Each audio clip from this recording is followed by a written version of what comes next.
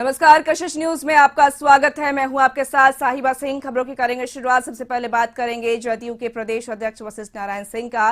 बता दें आपको कि श्याम रजक के बयान पर जदयू के प्रदेश अध्यक्ष वशिष्ठ नारायण सिंह ने पलटवार किया है और उन्होंने कहा है कि श्याम रजक ने जो बयान दिया है वो बेहद ही हास्यास्पद है और श्याम रजक से खास बातचीत की हमारे बिहार ब्यूरो चीफ अशोक मिश्र ने। जदयू में केंद्रीय नेतृत्व परिवर्तन हो चुका है। जदयू के बिहार प्रदेश इकाई के राज्य कार्यकारिणी की बैठक 10 जनवरी को बुलाई गई है। क्यों बुलाई गई है, इसके पीछे पार्टी की क्या रणनीति है, हम सीधे बात करते हैं जदयू के प्रदेश अध्यक्ष श्री वशिष्ठ नारायण सिंह से। क्या है? देखिए, ये बैठक इसलिए भी बहुत आवश्यक था, कोरोना के चलते बैठक हो नहीं पाई थी, नहीं तो बैठक को पहले ही करना चाहिए था।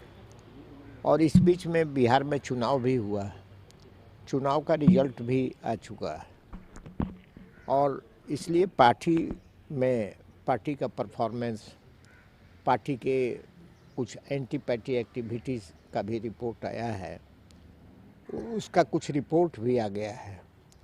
फिर एक बार इस बीच में भी 10 तारीख के पहले हम लोग एक बार और बैठेंगे और इस पर जो हम लोगों का रिपोर्ट आया है इसको अध्ययन करने के बाद, उस पर गहराई से विचार करने के बाद तब फिर उस बैठक में हम लोग उसको परिषद के सदस्यों को, कार्यकारिणी के सदस्यों को हम लोग रिपोर्ट देंगे और संगठन को और धारदार बनाने के लिए, प्रभावकारी बनाने के लिए इस पर विचार होगा। इसीलिए यह बैठक बुलाई गई है। यह बैठक एक तरह से रूटीन बैठक होती है राज्य कार्यकारिणी की, जो हो नहीं पाई थी, इसलिए यह भी बैठक। लेकिन जिस तरह से आरसीपी सिंह जी ने राष्ट्रीय अध्यक्ष का पदभार ग्रहण किया, हो सकता है कि पार्टी के कुछ नेताओं को अब केंद्र में भी जगह मिलेगी। देखिए, अब तो इसके ऊपर जब वो गठन होने लगेगा तभी स्पष्ट हो पाएगा, लेकिन बैठक में उन्होंने लिया है, इसलिए पार्टी को और संगठित करने के लिए जो भी राष्ट्रीय अध्यक्ष को करना होगा उसको करेंगे। बिहार इकाई में भी युवाओं को अब लगता है कि कुछ नए साल में कुछ जिम्मेदारी बेहतर निश्चित रूप से युवा लोगों को इस बार अवसर मिलेगा और उनको प्राथमिकता भी दिया जाएगा। दादा, अरुणाचल के मामले को लेकर के जिस तरह से संबंधों में खटास की बात आ रही है, क्या लगता है आपको? कई तरह के कयास लगाए जा रहे हैं। देखिए, उतना ये जरूर है, मैं इतना ही कहूँ कि ये दुखद है और इसके हम लोग गठबंधन धर्म पूरी तरह से निभाते हैं, लेकिन जो कुछ हुआ ये अच्छा नहीं हुआ, इतना ही हम कह सकते हैं। लेकिन उदय नारायण चौधरी जी ने आमंत्रण दिया है कि नीतीश कुमार पीएम मटेरियल हैं, तेजस्वी को सत्ता सौंप दे बिहार की और प्रधानमंत्री के लिए उनकी उम्मीदवारी का। एक उन लोगों को मोह इस ढंग से कैसे पैदा हो गया? इस ढंग का भी मोह जल्दी हो सकता है?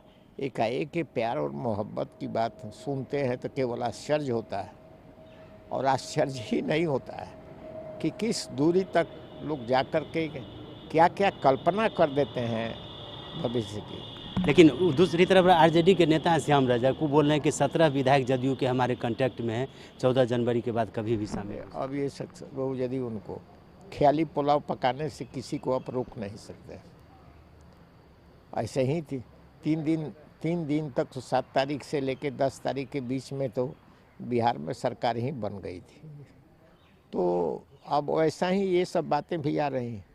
नए साल आ रहे हैं दादा, मकर संक्रांति का त्यौहार आ रहा है, इस बार फिर सत्ता मिल गई है जदयू को, क्या बृहत आयोजन होगा? क्या संक्रांति के विषय में, चूँकि कोरोना काल अभी चल रहा है, इसलिए हम लोग सोच रहे हैं कि इस बार इस आयोजन को स्थगित करना चाहिए। लेकिन अभी क्योंकि यदि कोरोना का असर नहीं होता तो निश्चित रूप से इसको, चूँकि मैं लंबे काल से करता रहा हूँ इसको, इसलिए अभी तक मेरे दिमाग में तो यही है कि इसको स्थगित कर देना चाहिए। तो ये हैं वशिष्ठ नारायण सिंह। हर मुद्दे पर इन्होंने बेबाकी से अपनी बात रखी है और बताया कि आरजेडी नेताओं के द्वारा जो नीतीश कुमार के बारे में कहा जा रहा है या उन्हें जो आमंत्रित किया जा रहा है, यह कोई कल्पना है। यानी कि वशिष्ठ ने संकेत दिया है कि बिहार में जदयू और बीजेपी का गठबंधन है, सरकार रहेगी और कहीं दूर दूर तक इसमें कोई शंका नहीं है। कैमरामैन मुन्ना के साथ अशोक मिश्र, कशिश न्यूज़, पटना। खबरों में आगे बढ़ेंगे। अरुणाचल प्रदेश की घटना के बाद जदयू ने बीजेपी के खिलाफ मोर्चा खोल दिया है। पूर्व मंत्री जय कुमार सिंह ने विधानसभा चुनाव में जदयू की हार के लिए सीधे तौर पर जिम्मेवार ठहराया है और जय कुमार सिंह ने कहा कि बिहार में लोजपा का कोई औकात नहीं होने का दावा करते हुए कहा कि बीजेपी ने भी चुनाव में धोखा दिया है। जय कुमार ने बीजेपी को 2 टूक में चेतावनी दी है कि अगर गठबंधन चलाना है तो दोनों दलों के नेता मिल बैठकर फैसला लें। हमारे पटना ब्यूरो चीफ अशोक मिश्र ने खास बातचीत की। अरुणाचल प्रदेश की घटना के बाद जदयू के तेवर तल्ख हैं। बीजेपी लगता है कि बैकफुट पर आई है, लेकिन फिर भी यह नहीं कहा जा सकता कि अभी दोनों दलों में पूरी तरह से सामंजस्य है। हमारे साथ हैं पूर्व मंत्री जय कुमार सिंह जी। आइए हम सीधे इनसे बात करते हैं। क्या लगता है आपको? देखिए, हम सभी चाहते हैं कि हमारा जो एनडीए गठबंधन है पूरी इंटैक्ट रहे। कुछ घटनाएं ज़रूर हम लोग को जोखिम किया है। एक तो चुनाव की जो अभी चुनाव जो हुई है, जिस प्रकार की वहाँ हम लोगों ने जो अनुमान किया था अपने गठबंधन के साथियों से और जिस नैतिकता को हम लोग निर्वहन करते हैं, हम लोग कभी भी अपने साथियों के साथ धोखा नहीं करते हैं। लेकिन पूरी तरह से जो गठबंधन हम लोगों ने पूर्व में इसी गठबंधन से 2005 और 10 को देखा है, वो निश्चित तौर पर 2020 का जो गठबंधन है एक प्रश्न चिन्ह बनकर खड़ी हो गई है। और ये बहुत जोखिम हुआ, बहुत आहत हुए लोग। जितने भी हमारे जेडीयू के विधायक देख रहे हैं जो हारे हैं और हार के कतार में खड़े हैं, वो कहीं अपने कारणों से नहीं हारे हैं। उसमें स्पष्ट रूप से गठबंधन की कन्फ्यूजन और कारणों से हारे हैं।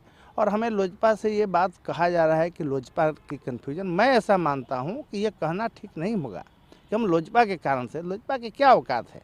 वो 2 कौड़ी की पार्टी है और उसकी 5000 की वोट हर विधानसभा में लेने की है, उसके कारण कैसे हम हार सकते हैं?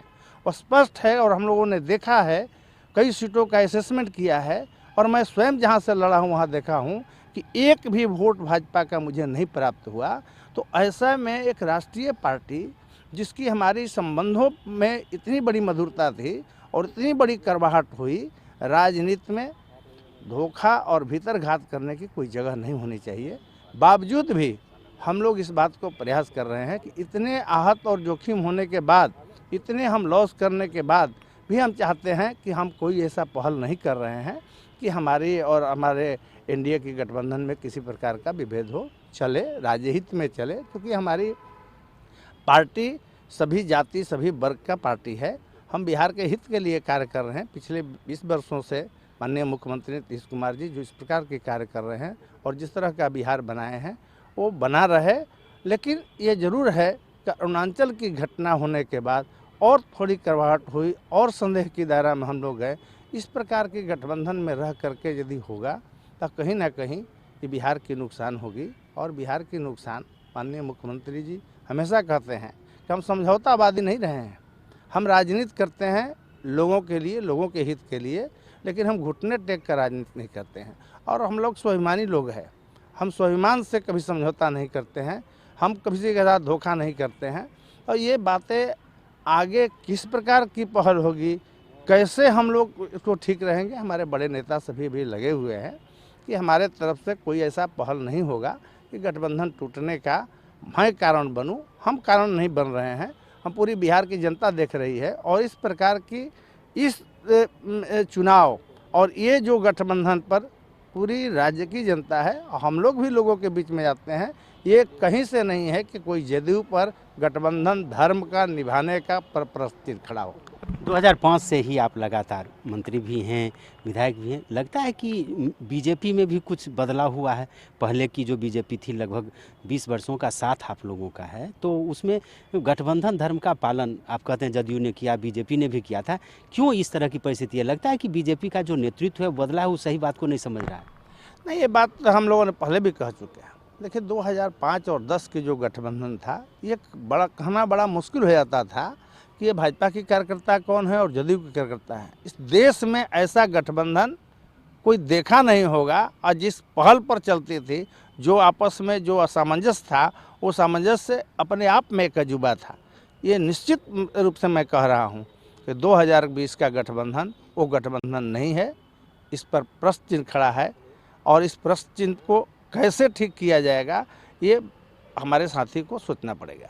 मतलब बीजेपी ने जो किया अरुणाचल में उसकी पुनरावृत्ति नहीं हो, गठबंधन चलाना है तो बैठ करके इस पर विचार करना। बिल्कुल, ये सरकार बिहार में चल रही है, नीतीश कुमार जी के नेतृत्व में सरकार चल रही है और नीतीश कुमार के नेतृत्व में सरकार चले, नीतीश कुमार जी में विश्वास हो, गठबंधन के साथियों को बिहार बेहतर ढंग से चले और अब इस घटना का पुनरावृत्ति न हो तो ही बिहार में सुंदर तरीक़ा से ये सरकार चल सकती है। मैं इसलिए हम लोगों ने आग्रह किया है कि गठबंधन धर्म की पालन हो जो 2005 और 10 में जिस प्रकार से पालन होता था।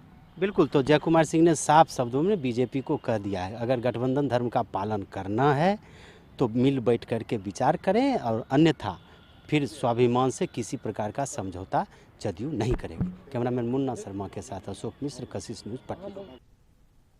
खबरों में आगे बढ़ेंगे। श्याम रजक के बयान पर हमने भी पलटवार किया है और हम के प्रवक्ता डॉक्टर दानिश रिजवान ने पलटवार किया है और कहा है कि 14 जनवरी को पता चलेगा कि किसके विधायक कहां जाते हैं। 14 जनवरी के बाद श्याम रजक भी राजद में रहेंगे या नहीं, ये एक बड़ा सवाल है। एनडीए में किसी तरह का कोई विवाद नहीं है।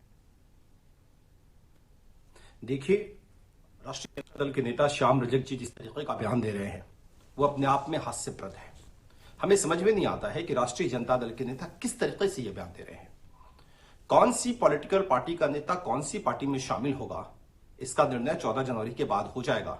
श्याम रजक जी, आप चिंता मत कीजिए, हम बता देंगे कि राष्ट्रीय जनता दल और कांग्रेस के कितने विधायक एनडीए के साथ आने को तैयार बैठे हैं। रही बात 14 जनवरी के बाद जो आप भविष्यवाणी कर रहे हैं, पहले आप ये तय कर लीजिए कि श्याम रजक जी 14 जनवरी के बाद राष्ट्रीय जनता दल में रहेंगे कि नहीं रहेंगे। देखिए, एनडीए पूरी तरीके से इंटैक्ट है, हमें किसी तरह का कोई मतभेद नहीं है। हम मजबूती के साथ नीतीश कुमार जी के साथ खड़े हैं और एक चीज बहुत साफ है कि बिहार की जनता ने हम पर भरोसा जताया है और हम जनता का काम को बखूबी कर रहे हैं। खबरों में रुकेंगे छोटे से ब्रेक के लिए, जल्द लौटेंगे।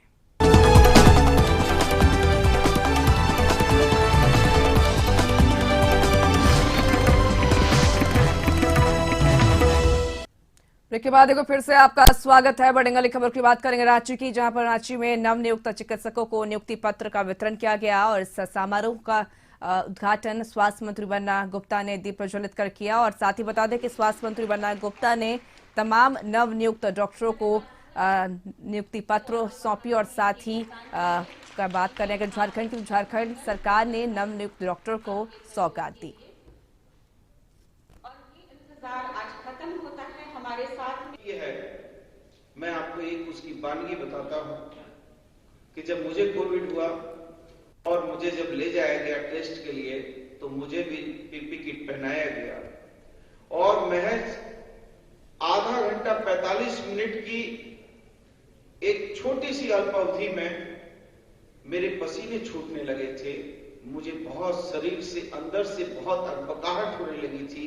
मन कर रहा था कि कैसे हम पीपी किट को तुरंत उतार दें। आप सहज अनुमान लगाइए कि हमारे चिकित्सक, हमारे पैरामेडिकल स्टाफ, हमारे हाउसकीपिंग के लोग किस तरीके से सुबह से शाम तक पीपी किट पहनकर सेवा कर रहे होंगे, कितना अपने जान को जोखिम में डाल रहे होंगे।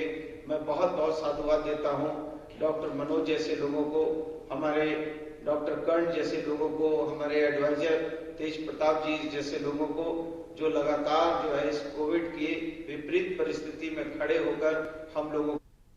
देखिए, माननीय मुख्यमंत्री जी के नेतृत्व में एक समृद्ध झारखंड, उन्नत झारखंड, स्वस्थ झारखंड की परिकल्पना के साथ हम आगे बढ़ रहे हैं और हम एकदम अपने विजन के तरफ बिल्कुल चाक चौबंद तरीके से आगे बढ़ रहे हैं। जेपीएससी के द्वारा 380 चिकित्सकों की नियुक्ति हुई है और एनएचएम के द्वारा अनुबंध पर 87 चिकित्सकों को बहाल किया गया है। चूंकि लगातार खबर देवघर से, जहां पर बीजेपी सांसद निशिकांत दुबे और पत्नी अनामिका गौतम पर गंभीर आरोप लगाया गया है। फर्जी कागजात पर 30 एकड़ जमीन पर कब्जा का आरोप लगा है और विष्णुकांत झा ने मुख्यमंत्री और उपायुक्त से जांच की मांग की है। तो इस पर अधिक जानकारी इसके साथ हमारे साथ देवघर संवाददाता रंजीत जोड़ चुके हैं। रंजीत, बीजेपी सांसद निशिकांत दुबे और पत्नी अनामिका गौतम पर गंभीर आरोप लगाए गए हैं और बता दें कि उनके खिलाफ मुख्यमंत्री और को भी शिकायत की गई है और जांच की मांग की गई है। जी, मैं आपको बता दूं कि गोड्डा के बीजेपी सांसद निशिकांत दुबे व उनकी पत्नी अनामिका गौतम पर गंभीर आरोप बम्बास टाउन निवासी विष्णुकांत झा ने लगाया है। इन पर आरोप है कि देवीपुर एम्स के समीप तकरीबन 31 एकड़ जमीन, करोड़ों की लागत की जमीन है। ये नॉन-सेलेबल जमीन को इन्होंने गलत तरीके से गलत कागजात बनवा के फर्जीवाड़ा करके अंचलाधिकारी की मिलीभगत और रजिस्ट्रार की मिलीभगत से तकरीबन नॉन-सेलेबल जमीन को इन्होंने रजिस्ट्री करा ली है, जो कि एसपीटी एक्ट के तहत नॉन-सेलेबल जमीन की रजिस्ट्री नहीं होती है। और यही आरोप को लेकर जो है आज विष्णुकांत जी ने देवघर उपायुक्त को ज्ञापन सौंपा है व मुख्यमंत्री से भी कार्रवाई के लिए और एसआईटी की गठित करने के लिए जांच की मांग की है। जी बिल्कुल, बहुत बहुत शुक्रिया तमाम जानकारी के लिए रंजीत। तो आपको बता दें कि बीजेपी सांसद निशिकांत दुबे और उनकी पत्नी अनामिका गौतम पर गंभीर आरोप लगाया गया है और बता दें कि विष्णुकांत झा ने मुख्यमंत्री उपायुक्त से जांच की मांग की है।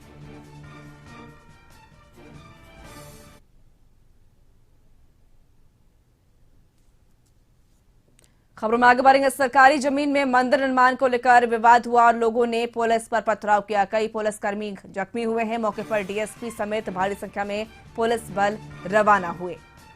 तो बता दें आपको कि नालंदा से खबर, जहां पर सरकारी जमीन में मंदिर निर्माण को लेकर विवाद हुआ, लोगों ने पुलिस पर पथराव किया। कई पुलिसकर्मी जख्मी हुए हैं। मौके पर डीएसपी समेत भारी संख्या में पुलिस बल रवाना हुए। तो खबर जहां पर बता दें आपको कि नालंदा से खबर, जहां पर मंदिर निर्माण को लेकर विवाद हुआ और सरकारी जमीन में मंदिर निर्माण को लेकर विवाद हुआ, लोगों ने पुलिस पर पथराव किया। कई पुलिसकर्मी भी जख्मी हुए हैं। मौके पर डीएसपी समेत भारी संख्या में पुलिस बल रवाना। तो नालंदा से खबर, जहां पर सरकारी जमीन में मंदिर निर्माण को लेकर विवाद हुआ है और लोगों ने पुलिस पर पथराव किया है। कई पुलिसकर्मी जख्मी हुए हैं। मौके पर डीएसपी समेत भारी संख्या में पुलिस बल रवाना हुए। तो नालंदा से बड़ी खबर, जहां पर बता दें आपको कि मंदिर निर्माण को लेकर विवाद हुआ है और लोगों ने पुलिस पर पथराव किया है। पुलिस और लोगों के बीच झड़प हुई है। कई पुलिसकर्मी जख्मी भी हुए हैं और मौके पर भारी संख्या में पुलिस बल तैनात है। तो नालंदा से खबर, जहां पर सरकारी जमीन में मंदिर निर्माण को लेकर विवाद हुआ, लोगों ने पुलिस पर पथराव किया और कई पुलिसकर्मी जख्मी हुए। तो इस पर अधिक जानकारी के साथ हमारे साथ नालंदा संवाददाता राजकुमार जुड़ चुके हैं। राजकुमार, नालंदा में सरकारी जमीन में मंदिर निर्माण को लेकर विवाद हुआ है, फिलहाल क्या स्थिति है? बताया जा रहा है कि कई पुलिसकर्मी घायल हैं, लोगों ने पथराव भी किया है। ब्रिजपुर गाँव है, जहां पर पुलिस की टीम सीओ के साथ अतिक्रमण हटाने के लिए गई थी, लेकिन वहां के स्थानीय ग्रामीण अचानक उग्र हो गए और पुलिस पर रोड़ेबाजी कर दिया। इस दौरान सीओ की गाड़ी भी क्षतिग्रस्त हो गई है और कई पुलिसकर्मी को चोट भी लगी है। पूरे मामले को संज्ञान में लेते हुए एसडीओ मौके पर पहुंच गए हैं और यहाँ पर एहतियातन पुलिस जो है कैंप कर रही है। जी राजकुमार, ये भी जानना चाहेंगे, फिलहाल स्थिति को काबू में कर लिया गया है, लोगों का गुस्सा शांत हो चुका है? एसडीओ के पहुंचने के बाद उन्होंने लोगों को समझाया कि सरकारी जमीन है और सरकार के आदेश पर ही अतिक्रमण मुक्त कराया जा रहा है, इसमें हम लोग कोई दिक्कत ही नहीं है। जिसको लेकर गांव के ही कुछ लोगों ने आवेदन दिया था कि यहाँ पर सरकारी जमीन पर जो है मंदिर का निर्माण किया जा रहा है। इसी कारण था कि नालंदा के डीएम ने आदेश दिया था सीओ को कि यहाँ से अतिक्रमण मुक्त कराया जाए। इसी अतिक्रमण को हटाने गए थे, उसके बाद ये हमला हुआ है। बिल्कुल, बहुत बहुत शुक्रिया तमाम जानकारी के लिए राजकुमार। तो आपको बता दें कि नालंदा की खबर, जहां पर सरकारी जमीन पर अतिक्रमण मुक्त कराने गए थे पुलिस, उस दौरान पुलिस और लोगों में झड़प हुई है और बता दें आपको कि फिलहाल स्थिति को सामान्य कर लिया गया है और फिलहाल मौके पर डीएसपी सहित पुलिस बल तैनात है। खबर बेगूसराय से, बेगूसराय में 24 घंटे के अंदर बेखौफ बदमाशों ने एक बार फिर एक युवक को घर से बुलाकर घर के पास गोली मारकर हत्या कर दी। घटना मुफस्सिल थाना क्षेत्र के इटवा गांव की है। बताया जाता है कि 40 वर्षीय प्रमोद सिंह को मंगलवार की रात फोन कर किसी ने बुलाया और प्रमोद सिंह के घर से बाहर निकलने के बाद उसे गोली मारकर हत्या कर दी। हालांकि गोली की आवाज पर पहुंचे परिजनों से इलाज के लिए सदर अस्पताल ले गए, जहां चिकित्सकों ने उसे मृत घोषित कर दिया। परिजनों का आरोप है कि उनके गोतिया ने ही जमीन को लेकर विवाद चल रहा था, जिसमें धमकी भी दी गई थी। इसी को लेकर उनकी हत्या कर दी गई। वहीं दूसरी ओर चर्चा है कि शराब के विवाद को लेकर इस हत्या को अंजाम दिया गया है। फिलहाल पुलिस तमाम बिंदुओं पर जांच कर रही है।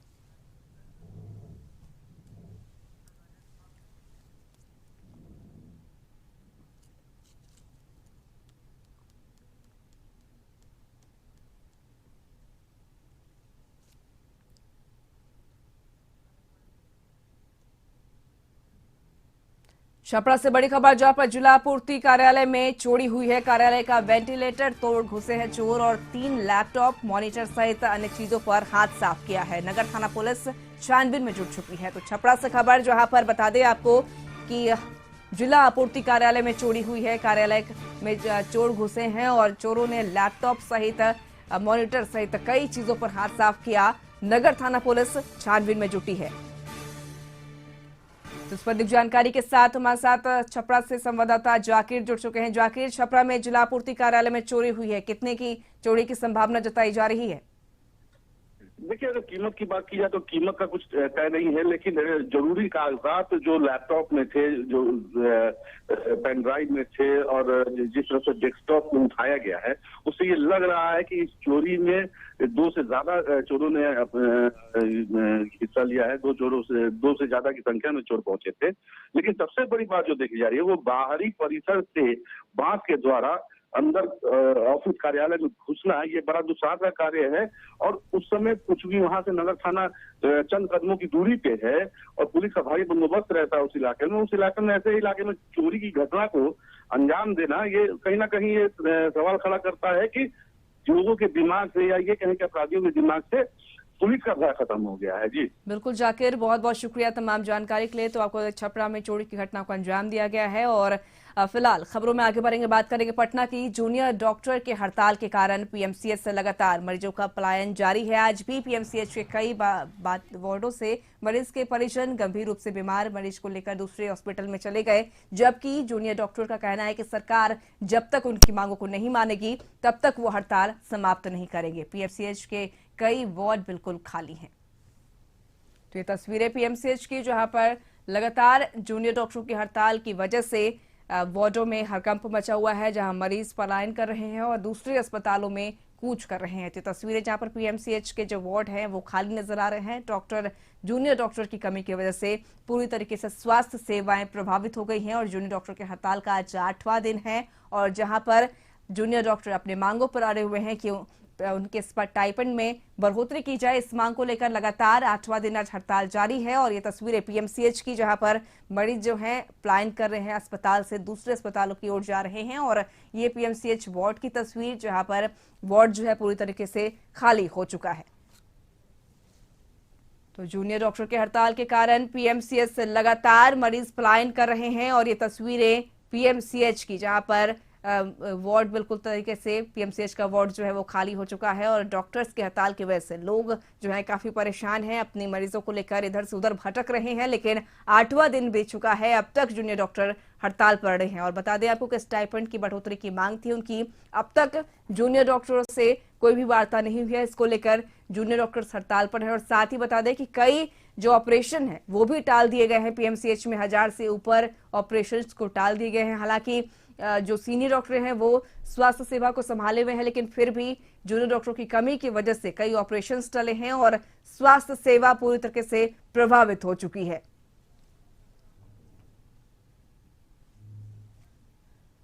तो इस पर अधिक जानकारी के साथ हमारे साथ जुड़ चुके हैं हमारे संवाददाता मरगूब आलम। मरगूब, पटना पीएमसीएच से लेकर तमाम सरकारी अस्पतालों में जूनियर डॉक्टर्स हड़ताल पर हैं, आज 8वां दिन है। इसको लेकर कहें कि स्वास्थ्य सेवाएं पूरी तरीके से चरमरा गई है।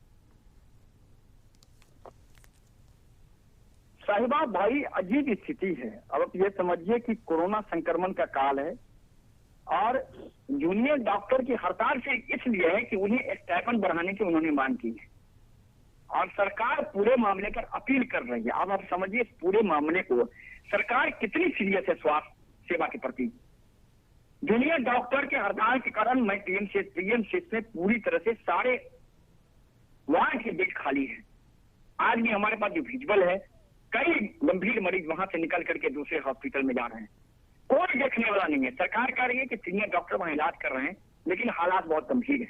आज भी जूनियर डॉक्टर ने स्पष्ट तौर पर अल्टीमेटम दिया है कि सरकार को कार्रवाई करना है, कार्रवाई करे, सरकार एफआईआर करे, सरकार गिरफ्तार करे, उससे कोई मतलब नहीं है।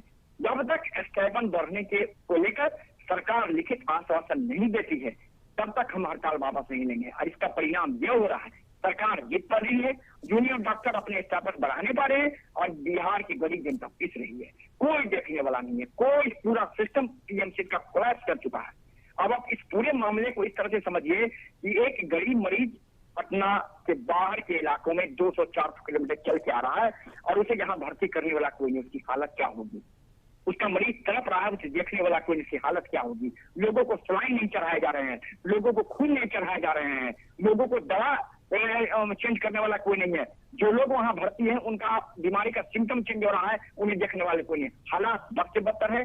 सरकार लगातार कर रही है कि हम उनसे अपील कर रहे हैं, लेकिन अपील नहीं, कहीं ना कहीं सरकार को इस पूरे मामले में ठोस कदम बढ़ाने की जरूरत है, तभी इस पूरे मामले का समाधान हो पाएगा। साहिबा, बिल्कुल, बहुत बहुत शुक्रिया तमाम जानकारी के लिए मरगूब। तो आपको बता दें कि लगातार जूनियर डॉक्टर्स की हड़ताल की वजह से स्वास्थ्य सेवाएं पूरी तरीके से प्रभावित हैं और पीएमसीएच से जो मरीज हैं वो पलायन कर रहे हैं दूसरे अस्पतालों में। फिलहाल खबरों में आगे बढ़ेंगे, बात करेंगे पटना के कंकड़बाग के चांदमारी रोड में एक ट्रेलर दुकान से 2 अगवा नाबालिगों को बरामद किया गया है और दोनों लड़कियों को दुकानदार अपनी ही दुकान में बंधक बनाकर रखे हुए था। दोनों बच्चियों के हाथ पैर बांधे हुए थे।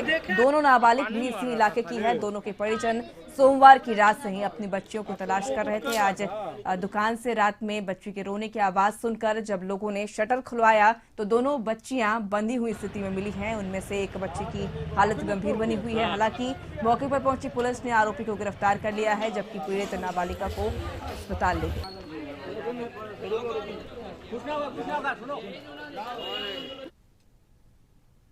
इस बुलेटिन बस इतना ही। आप बने रहे कशिश न्यूज के साथ। नमस्कार।